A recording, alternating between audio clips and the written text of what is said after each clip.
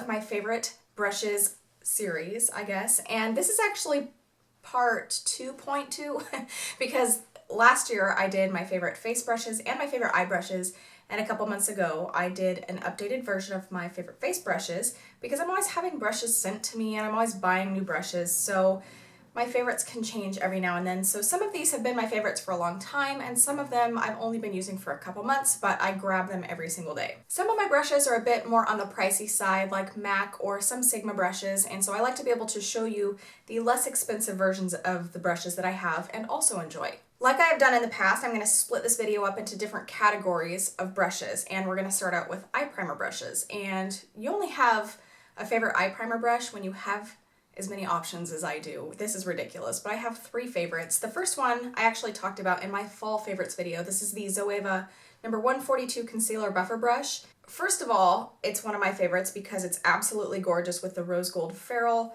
The bristles just move perfectly. They really blend the eye primer out really nicely. I also have the Sigma version of that brush, which is the P82 Precision Round Brush. The bristles on this one are a little bit different. They're a little bit stiffer and a little bit flatter on the top, but they still give the same effect. I also love this 3D HD Precision Brush from Sigma, and it's the same thing as the P82, but the head of the brush comes to a tip. The little tiny corners on the brush are really nice for getting in that inner corner. As far as a less expensive version, you can get one from Morphe, and this is the M335. The only difference is the brush head is a little bit larger, so you can cover more surface area more quickly, and the bristles aren't quite as soft and they don't feel quite as high quality as the Sigma and the Zoeva brush that I have. Next up, we're going to talk about tiny brushes, and the first one I want to talk about is the Morphe E36, and this is from the Elite collection, which I did not think was going to be permanent, but then they made it permanent. So this is actually a fairly inexpensive brush, so I don't have a less expensive version to show you. This is my favorite pencil brush. It's tiny, it's perfect, the bristles are glorious, and it's wonderful for the lower lash line. My favorite flat brush for the lower lash line and for using shadow as an eyeliner is the Sigma E15 Flat Definer Brush. This is wonderful. I have never found a flat definer brush that is skinnier. A lot of times when you get flat brushes, the bristles are too wide, and so you can't really get a really defined line, or you can't tight line with it because it's too thick, but this one is perfect. A less expensive version I have is the Morphe B75. This is one of the other thinner flat definer brushes I've found. It's not as good, the bristles aren't as high quality, and it's not as skinny, but it's still a really good brush. I have, I think, 3 of these. I have the same problem when it comes to finding winged liner brushes. I feel like the bristles on most brushes are just not thin enough, and so it's really hard to get a precise line. So the 2 brushes that I love that are perfect for wing liner and for eyebrow pomade are the MAC 263 and the Sigma E06 winged liner brush. Both of them have very thin bristles when you look at them from the side, and they're also both at just the perfect angle for getting a wing. Honestly, I prefer the MAC one for eyebrow pomade, and I prefer the E06 winged liner brush for winged liner. I mean, it's specifically made for winged liner, and it works really, really well. I do not have a less expensive version of these brushes. I have many winged liner brushes that are from less expensive brands like Morphe and Crown brushes, but they're just not as good, so I don't have a less expensive version of these to show you, unfortunately. All right, moving on to smaller blending brushes. One of my favorites is the Zoeva 231 Luxe Petit Crease brush. This is a blending brush, and it has goat hair, and it's super duper soft. Of course, it's Zoeva, it's the rose gold collection, so it's absolutely gorgeous. This is the perfect brush for sketching on your outer V with your eyeshadow right here, and as well as blending on the lower lash line. If you have a small lid space, or you just have very little space between your eyelashes and your eyebrow, and you find that most blending brushes get your eyeshadow everywhere, then try a brush like this. You will love it. Another smaller blending brush that I am in love with is the MAC 221, and this is larger than a pencil brush, but smaller than like the 217 or smaller than a Sigma E25. The 221 is real hair, and the difference between the Zoeva one and the MAC one is the MAC bristles are a little bit longer, and there are not as many as there are with the Zoeva one. These ones are a bit stiffer than this. This one's really loose.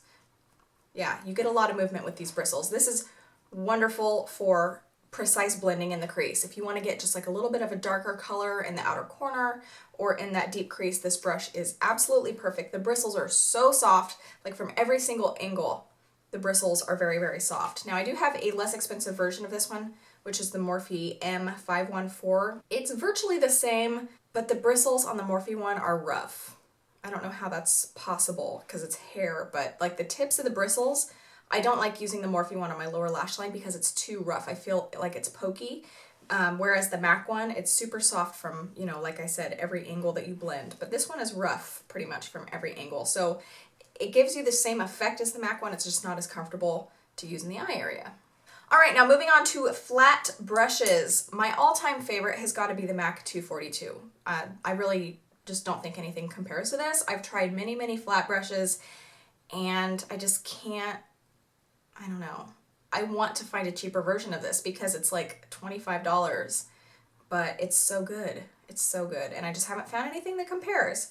The closest thing I have found as far as a less expensive version is the Sonia Kashuk 110 brush. And you can see it looks pretty similar. The tip on the Sonia Kashuk brush is rounded and there are a bit more bristles, so it's a little bit thicker this way than with this one. You can see it's a little thicker.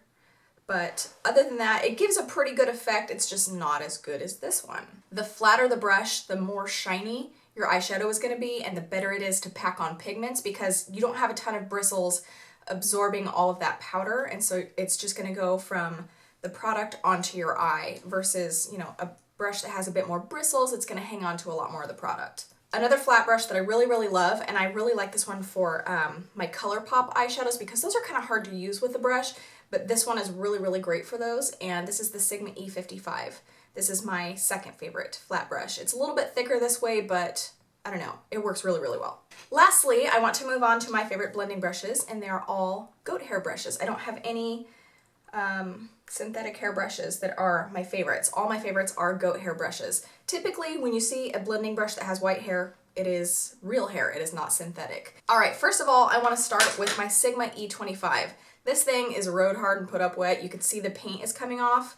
Sigma uses like 5 coats of paint on their brush handles, but this thing has been and done and seen it all. So that's why the paint is just now starting to come off. I've probably had this for about 2 years and I literally grab this brush almost every single time I put my makeup on. So I can't be mad that the paint's coming off. And plus I have like 4 of these, I think. Yeah, I think I have 4 of these. So anyway, absolutely love this brush. It is skinnier from the side, and so you can blend it one direction and then you can turn it the other direction and get a more precise application. Just the length of the bristles, the softness of the bristles. This is my #1 holy grail blending brush. There's just nothing that has compared to this that I've been able to find. The less expensive version, which is almost an exact dupe, is the Morphe M433. The only difference is this one is like $5 and the Sigma one is $14. The bristles on the Morphe one are not quite as soft and they are stiffer, so you get a more precise application in the crease, but it is still such an amazing brush. If I used one brush on one eye and the other brush on the other eye, it would look exactly the same. The only way I could tell the difference is because the bristles on the Sigma one are a little bit softer. Another brush that is very similar to those other two is the Zoeva Luxe Soft Definer Brush. This is the number 227. It's almost the same because the bristles are the same length and it's skinnier when you turn it to the side, but this one, the bristles don't spread out this way as much as the other two when you're blending. They pretty much stay right here, so you can count on getting a really precise application. Now this Zoeva brush has a shorter handle than the Morphe and the Sigma brushes. When you are blending your eyeshadow, if you want a really soft, blown out crease area, you'll want to hold the brush at the tip like this and do big motions like this. If you want to get more precise areas, then you'll want to hold it closer like this because you can just do those really precise little movements like this. When it comes to doing those precise little movements, because this has a shorter handle, this is a really good brush to use. It forces you pretty much to put your hand closer to the bristles, so you're going to do a really good job at getting little precise movements. Am I making any sense? I really hope so. You guys know what I mean, right? Anyway, moving on to my very last favorite brush. This is the Morphe M441. This brush is $5.99. I do not have a more expensive version of this brush that I like more.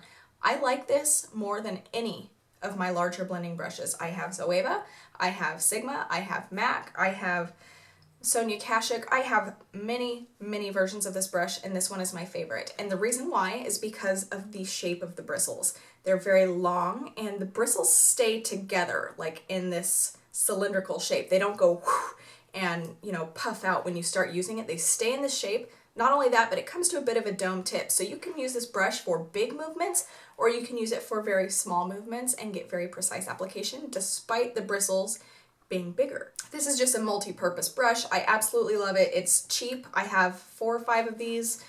I'm reaching for them constantly. It's wonderful. It's good for dark colors. It's good for light colors. It's good for damn near anything that you want to do. That is going to do it for this video, you guys. I hope you found this informative and helpful, and I'm going to try to link all of these brushes down in the description bar below. If I have coupon codes, I will put them down there for you as well. If you're buying brushes online, there is a good chance that there is a coupon code for that brand, so definitely look for coupon codes before you buy any brushes with any brand, because even if you, whether or not you're getting an expensive brand or a cheap brand or whatever, if you use a coupon code, it's going to knock the price down, usually by at least 10%, so definitely look for a coupon code before you buy any brushes online. That is it. Thank you so much for watching, and don't forget to subscribe and like this video, and if you want to see any other type of video, leave that down in the description bar below. I'm looking for some really good creative video ideas right now, so go ahead and leave your suggestions down below, and thank you for watching. I will see you in the next one. Goodbye!